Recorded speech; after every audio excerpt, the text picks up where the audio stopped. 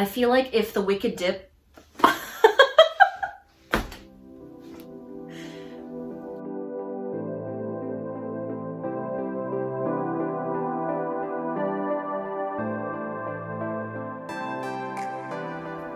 Hey everyone, Kelly here. So I know this video is coming out on Friday, April 23rd, and book lovers around the world are watching Shadow and Bone on Netflix. So I hope that the show is good. I can't wait to watch it. Definitely look for a review video coming soon of the series.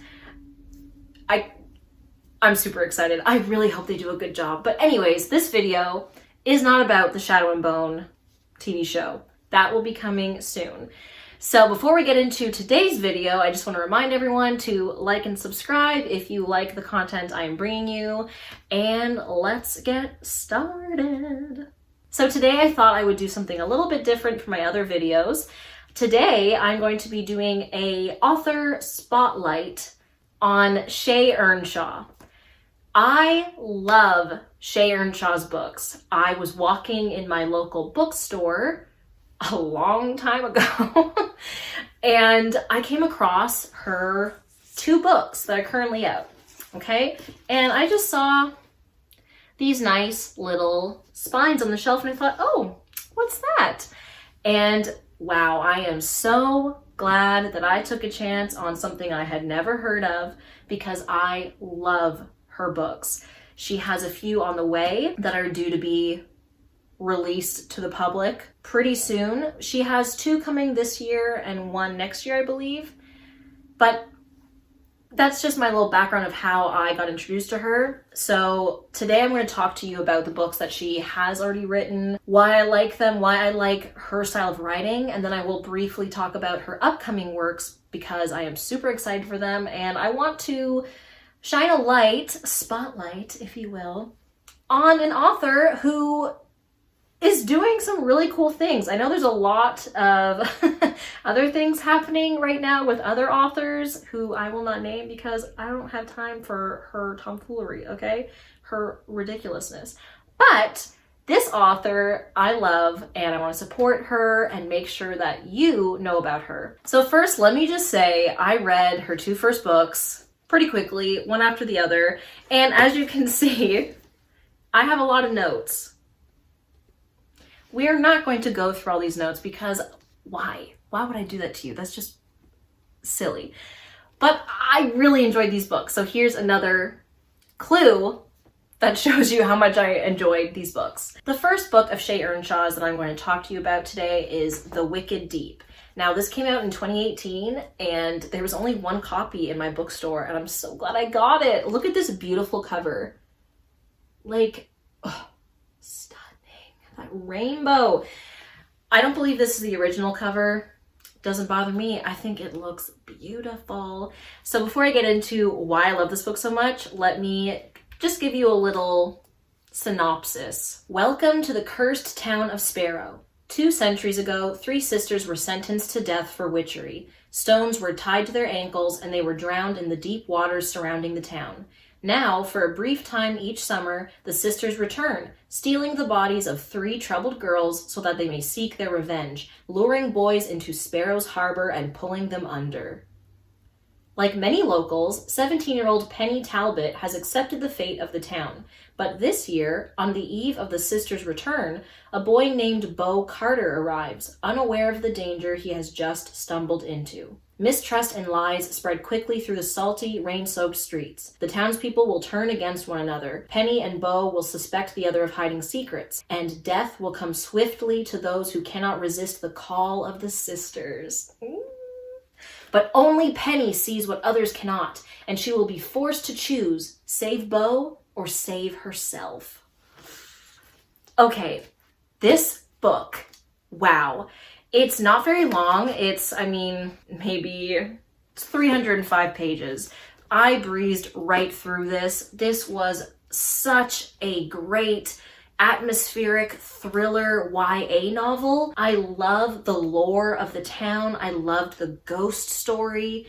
Now I'm going to give a review, but I'm not going to spoil anything because I want you to read this, okay?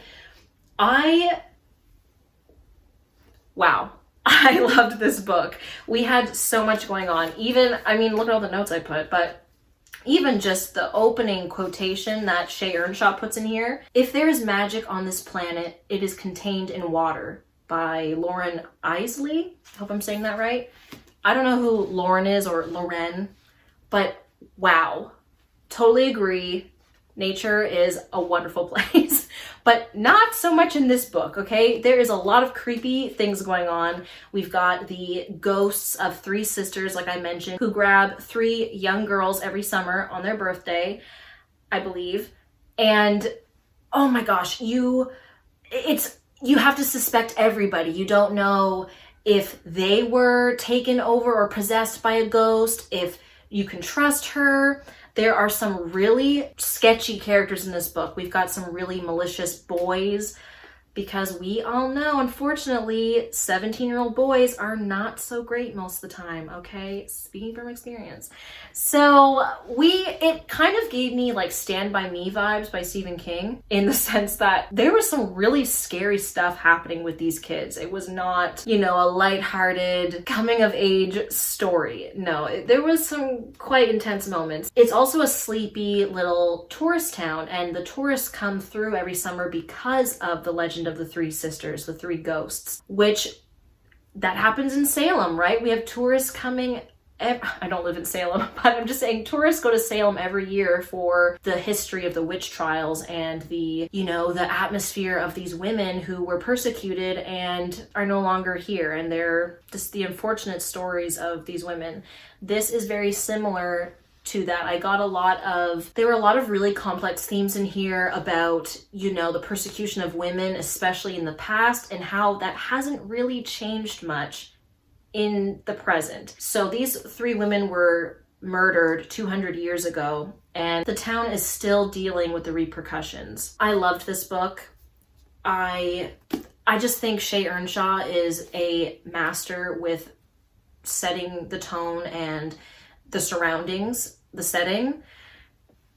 Just beautiful. Chef's kiss, okay? And throughout the book goes between the present day with Penny and Bo and all the kids in their town and the three sisters 200 years ago. So we get to see a bit about the three sisters, what happened to them, why they were murdered. Oh, it's so good. Sometimes I find the flipping back and forth between times or time periods a little confusing or a little laggy, a little slow-paced, but not in this book.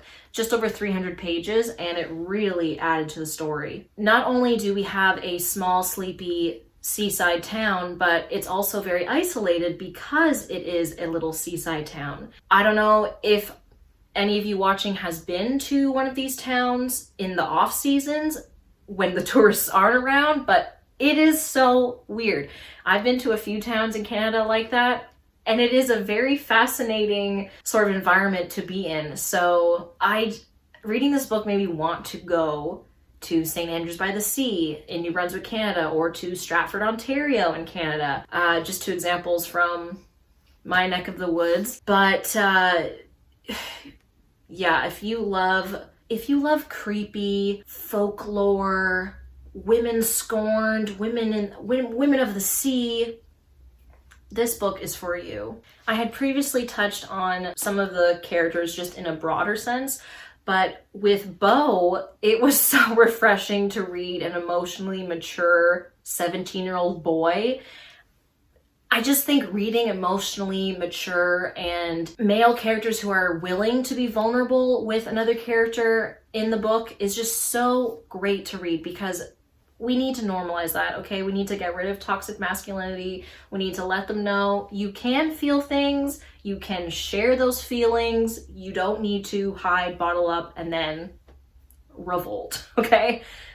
So, just some content / trigger warnings. There are some darker moments where we talk about death, and there's a drowning scene, which I personally had a lot of trouble with. I thought it was very well written, but it was just so well written that it was too much for me personally. But this book I really recommend this book if you love creepy, atmospheric, quick reads about some women who have been scorned, okay? And that's all I'm gonna say about that one. I gave this one a 4 out of 5. I need to reread this because just talking about it, I'm getting excited about it, but I need to move on. The next book came out in 2019 and it is Winterwood. Now, similar covers in a sense, beautiful. I don't know what this little stripe is on the two moons. That kind of bothers me. Oh, it's supposed to be a shadow? I don't know, there's a weird shadow on the moon. Come on. Anyways, I love the cover. Again, lots of notes. Before I get into all of my thoughts on this book, let me just tell you what it's about. Be careful of the dark, dark wood. Already got me. You know I love stories about forests, so here we go. Especially the woods surrounding the town of Furhaven. Some say these woods are magical, cursed even. Rumored to be a witch, only Nora Walker knows the truth. She and the Walker women before her have always shared a special connection with the woods, and it's this special connection that leads Nora to Oliver Huntsman, the same boy who disappeared from the camp for wayward boys weeks ago, and in the middle of the worst snowstorm in years. He should be dead, but here he is alive and left in the woods with no memory of the time he'd been missing.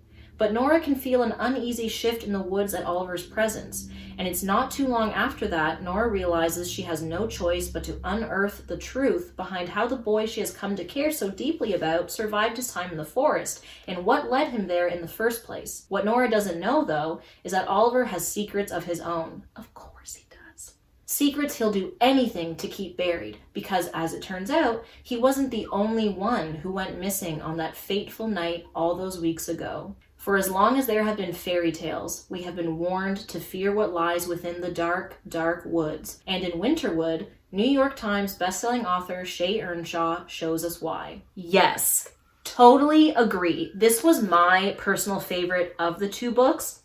Not because the other one wasn't thrilling and suspenseful and fast-paced, but this one, I mean, I love stories about the creepy woods. I love winter. If you saw my unboxing video, I will link it. But I love a good wintry, creepy tale, okay? And, oh, wow. Again, we have an emotionally mature or able to be vulnerable male character in here. Loved it. We also have creepy, immature male characters. Didn't love that, but I love how it was written. It was truly terrifying, and I feared for the characters' livelihoods. Love that. Ew, where do I even begin? Okay. Again, she starts the book with a wonderful quote that I tabbed because I loved it so much. This is from C.S. Lewis. I do not think the forest would be so bright, nor the water so warm, nor love so sweet, if there were no danger in the lakes. Oh my gosh. Okay. Sorry, everybody. That quote, once you've read the book, reading that quote is like, oh my God, there's so much to unpack in this book. There was a huge twist in here that I did not see coming, and my mind just, I didn't know what to say. I loved it. I gave this one another 4 out of 5, but I'm leaning more towards a 4.5 because, wow. I think the only reason why I didn't give it a 5 out of 5 is because it's a little similar to The Wicked Deep, and having read that one just before this, I was seeing similarities, but, no story is original, right? So what are you gonna do? I loved Nora. Nora has a very complicated relationship with her mother and her family because she comes from witches, but she herself doesn't have any powers, or she hasn't been able to discover them yet, or to explore what her powers could be. Throughout the book, we have little spells mixed in with the plot, and the spells come from her family's spell book. Now, her mother is gone because she's gonna live her life, I guess. She's trying to sell honey or something. What are you doing selling honey right now, Mom? Come back. But anyway, she's gone. She has a weird relationship with her mother. She doesn't like the fact that she comes from witches. The mother doesn't like the fact that she's a witch, and her whole family is a line of witches on the woman's side. They have a bad history with men abandoning them.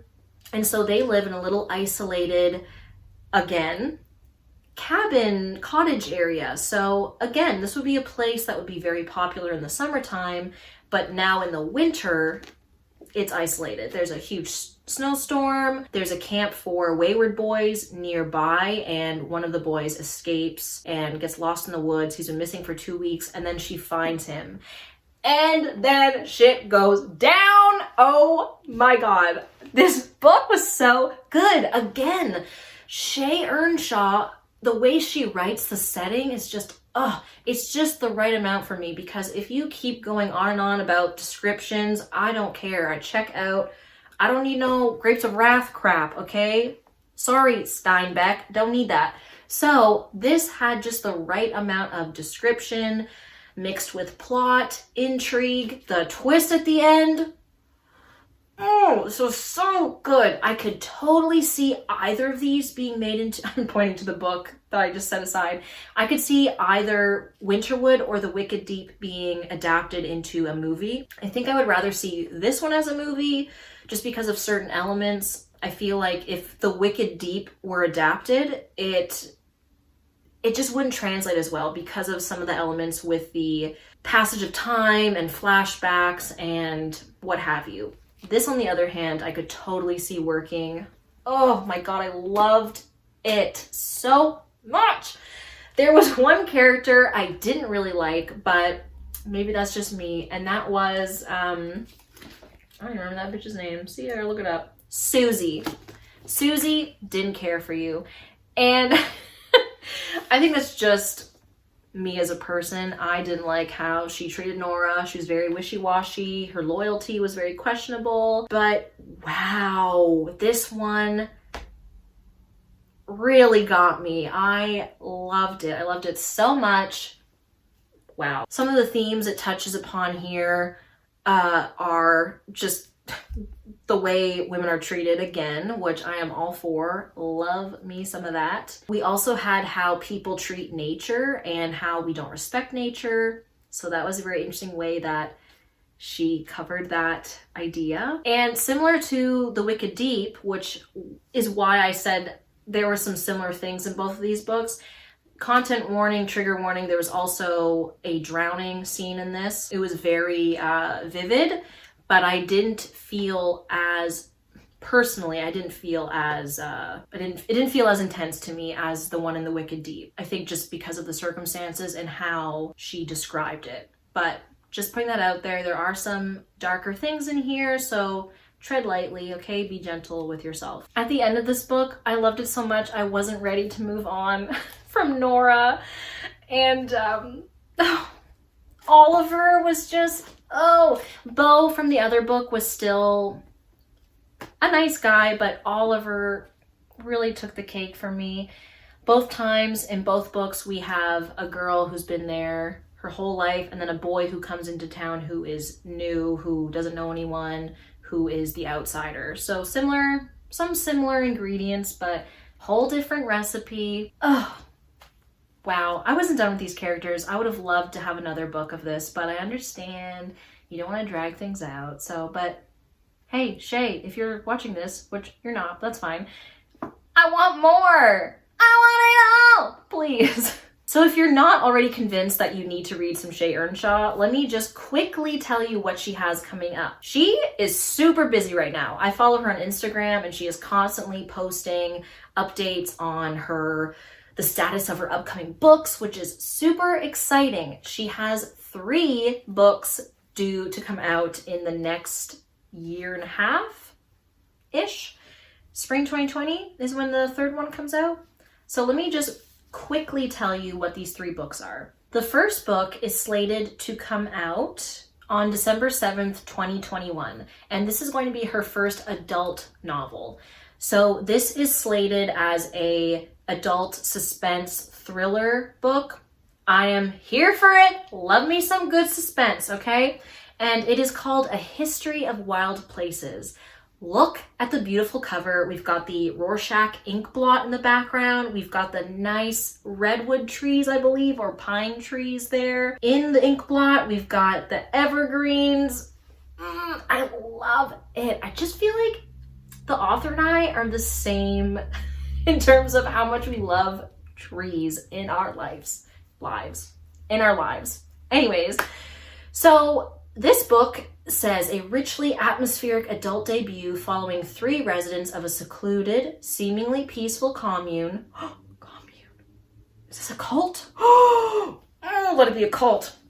Seemingly peaceful commune as they investigate the disappearance of 2 outsiders. Travis Wren has an unusual talent for locating missing people. Hired by families as a last resort, he requires only a single object to find the person who has vanished. Okay, so this is kind of like psychic detective investigator vibes. Oh, yes! It looks like this is going to be a cult kind of thing here. Okay.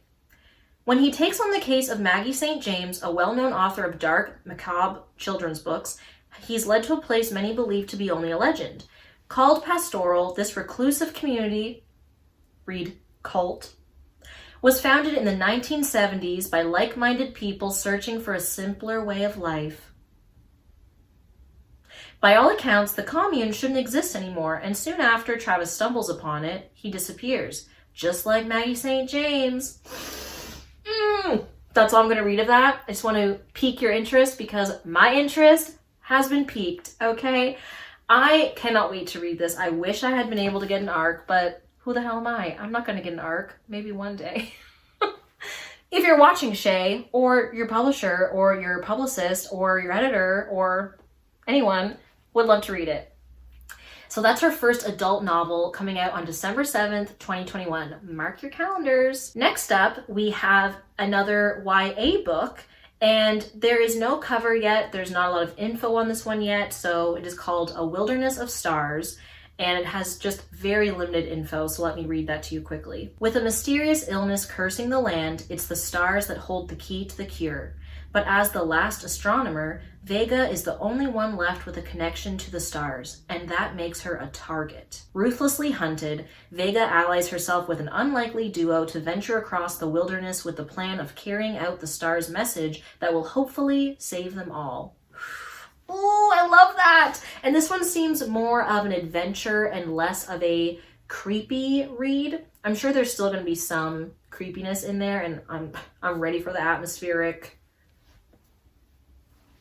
I'm ready for the atmosphere. I'm ready to be taken in with this story, but it does seem more of an adventure and maybe some action, which I'm excited to read. See something or read something a little new, right? The last book that she has announced is Untitled right now, and I am so excited because of my personal connection to the source material. This project is untitled, like I said, but we do know that Disney, yeah, that Disney, okay, Disney, who owns basically everything, has asked her to write a story that happens right at the end of the movie The Nightmare Before Christmas. It's in the point of view of Sally.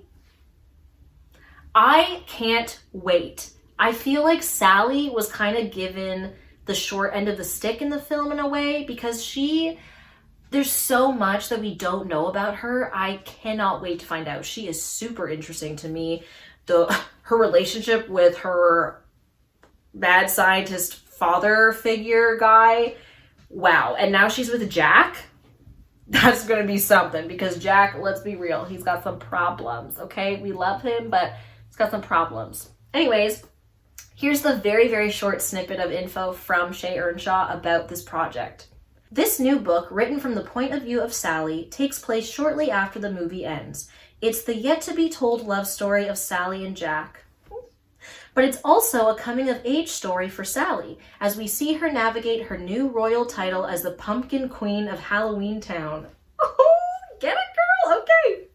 It will hopefully give fans a long-awaited second dose of Sally, Jack, and all the familiar residents of Halloween Town, while introducing a new cast of grim, strange characters that I hope readers will love.